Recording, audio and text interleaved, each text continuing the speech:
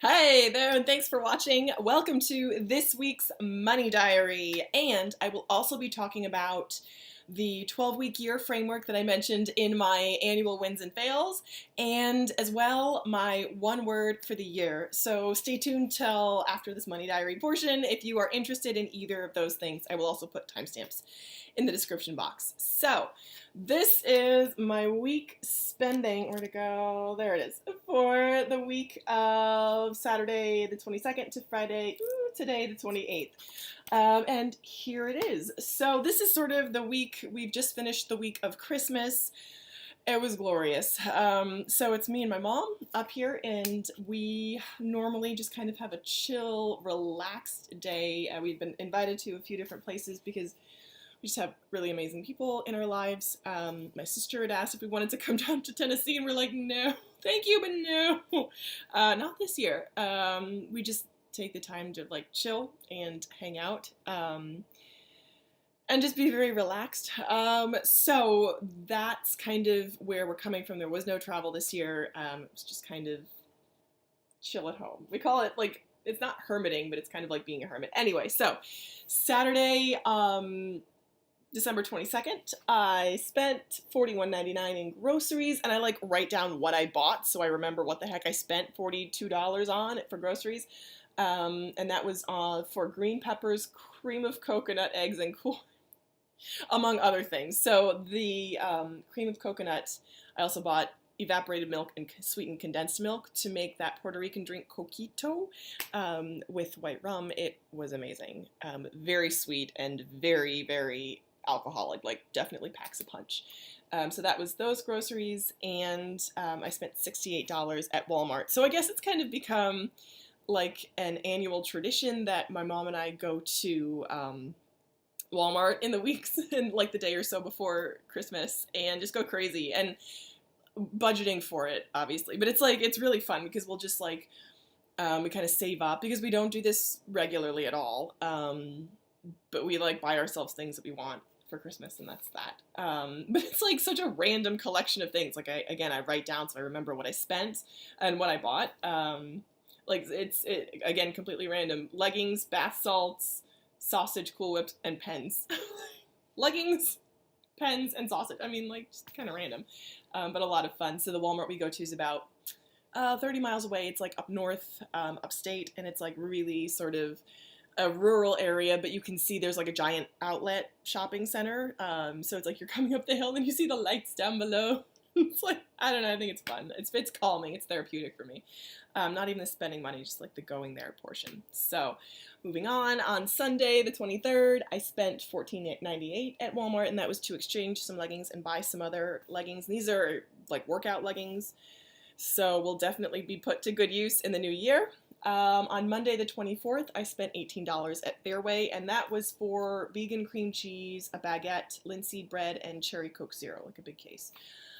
On the 25th, Christmas, the 26th, and the 27th, I spent nothing. And this is important because for me, I have a tendency to, if I'm not careful, I could just like spend willy-nilly, especially if I have cash in my pocket. So it's important to sort of log and be conscious of those no spend days, because they really help keep things clean. And I'm not like a big fan of like no spend months or whatever. Like that's great if you need like a reset, but, and True Financials on his channel, Dennis, had mentioned something as well about cautious spending. And I'm absolutely a proponent of that. But for me, having a no spend day is just saying like, hey, be very clean in your spending. Do not spend today, if at all possible. So that's the purpose of a no spend day, and that's why for me they're important, because if you get a whole bunch of them together, you're like, all right, I'm really being focused now.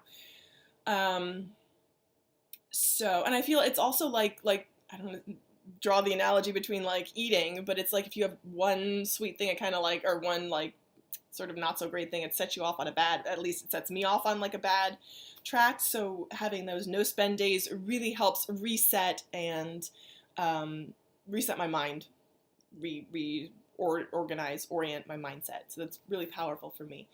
And today, Friday, I spent $19 on Groupon as a gift, and I will spend at least $20 in grocery, again, for another gift.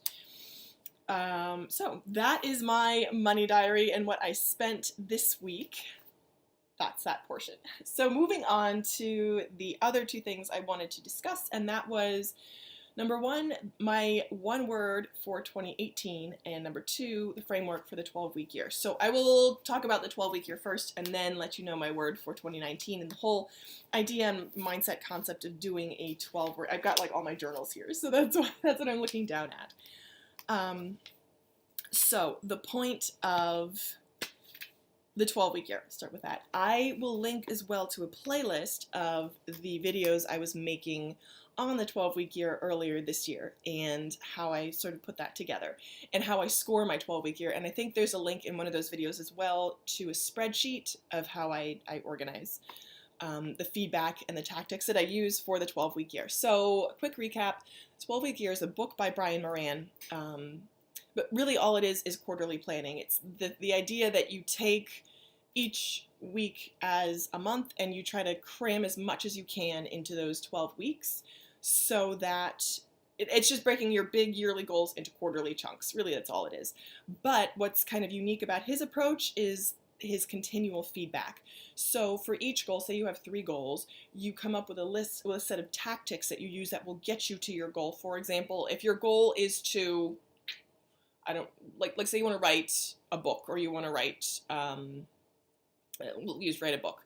One of the tactics would be sitting down and actually writing for an hour. Another tactic could be researching for an hour. Another tactic could be connecting with other authors. So those are the 3 tactics, and you would do those tactics weekly, and then put in for your frequency if you want to do that 5 times a week, 2 times a week, 7 times a week, and then you score yourself based on how many times you did those things. Then your overall score, if you score higher than 80%, your likelihood of achieving that goal goes up by like 10 times.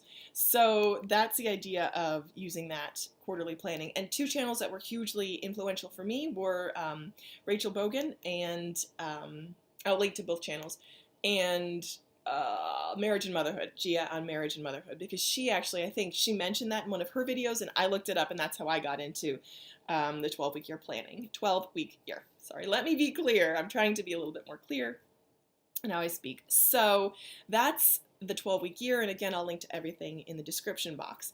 And I am planning on doing that in 2019, and because I saw a lot of comments on that on the annual collab.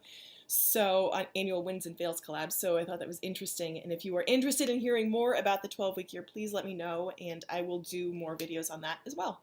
So, on to to wrap up, my one word for 2019. So, I saw this in the channel Broke Aristocrats had posted this, and she was kind of doing a collab with some other people as well, and I wanted to hop on that also because I have been doing, so thank you to her, and I've been doing this one word for the year for a while, since 2013, when I started planning with the Leonie Dawson planners, because she has a page that says, my one amazing word for this year is blank. So I started that in 2013, and I've been doing that ever since, so that is 7 years, going into 2019 will be 7 years that I've chosen one word for the year.